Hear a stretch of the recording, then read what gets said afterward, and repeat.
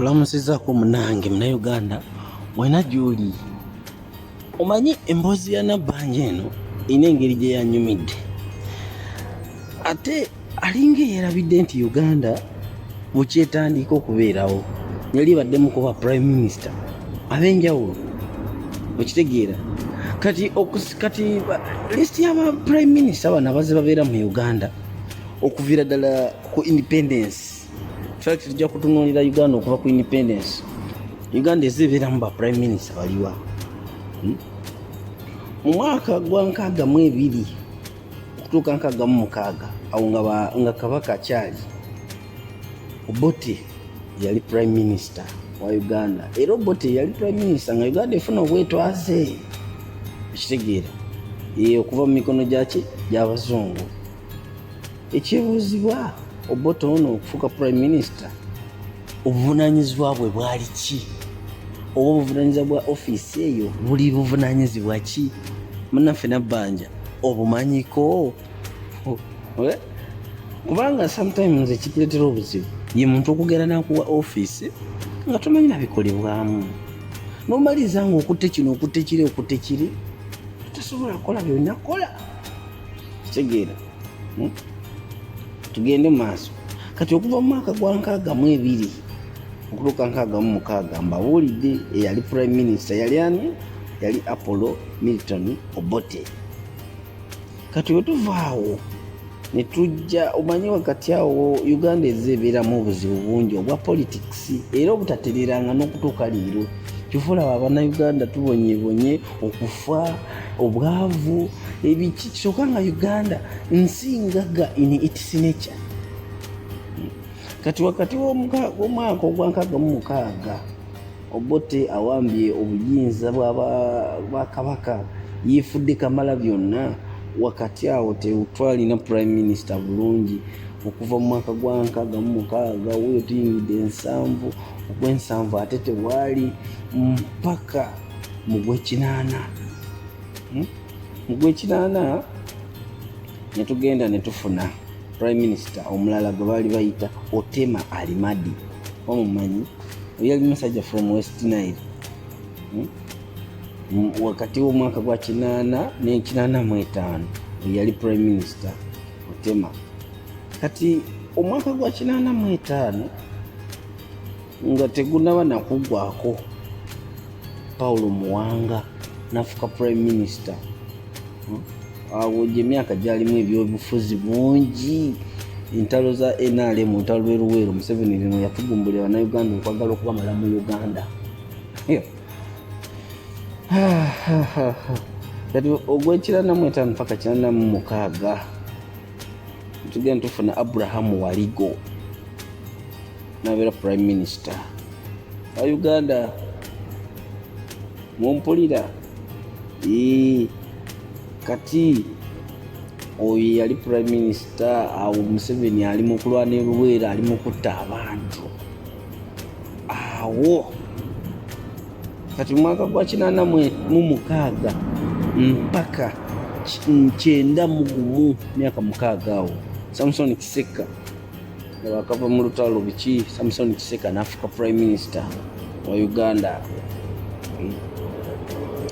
Okuva mu 91 mpaka 94 tulina omusajja gwe bayita Cosmas Adielo George. Oba mujjukira Cosmas George?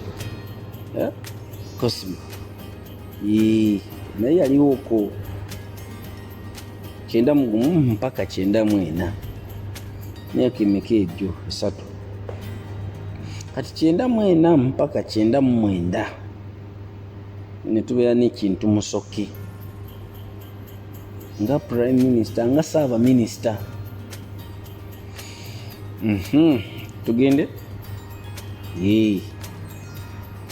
Omanyi ekitugisayo history ono sometimes kutunuulira nti kati omanyi history atutegeeza biki ebinaabaawo oba biki ebyetaagisibwa okukolaako.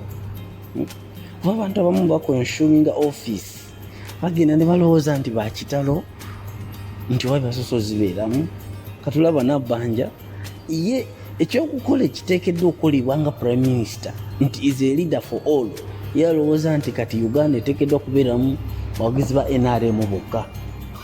Otunuulira engegeza emitwe gy'abantu olugamba oba kati bano babakolera oba Katonda emitwe yabaga gyaki. Kati nze tuvaawo wakati w'omwaka gwa 1999 mpaka 2011 Professor Apollo Robinson Nsibambi n'abeera Prime Minister.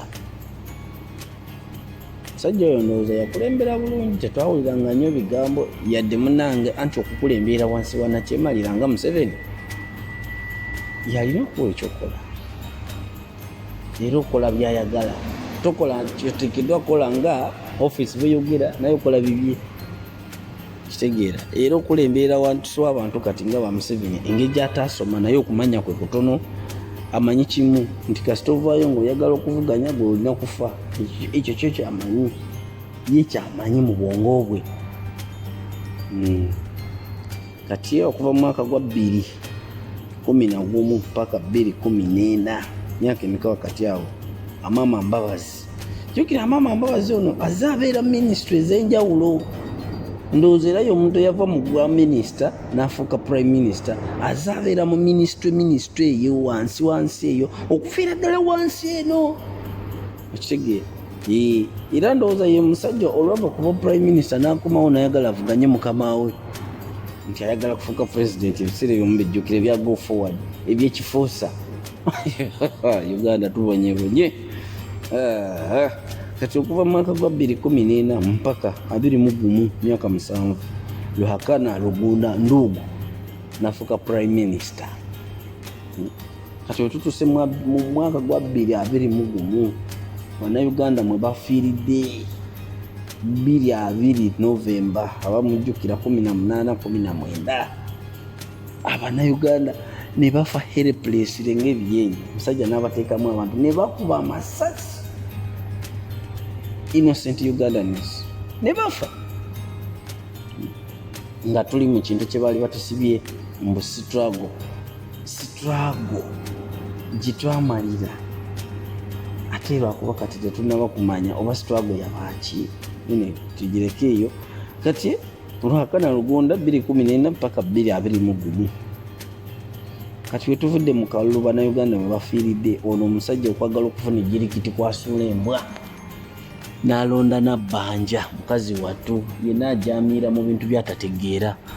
Agamba Museveni yenna nnyini buli kimu, abamu bamuyita ne Katonda oba mubiwulire eyo simanyi. Oba towagira NRM na Museveni toteekeddwa kufuna ku biki bya bugagga byansi. Kati Nabbanja olwaleero tuwulira ate ayombagana ne mukama we mumusabire. Bibo ba prime minister bakabeera mu Uganda obuuzi obalabalamu ndowooza bali 10 sikyo. Kati okutuuka kuno 10 na bameka n'omu Nabbanja wa 11 okuva mu mwaka gwa 66.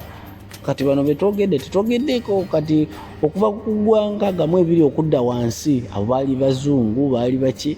Era ndowooza in the next episode tujja kuba tubabaleetera nabo nsobole okubamanya tutegeere ensi yaffe gyevudde. Spike News Uganda nga bulijjo, you subscribe, share, like. Tukyaleeta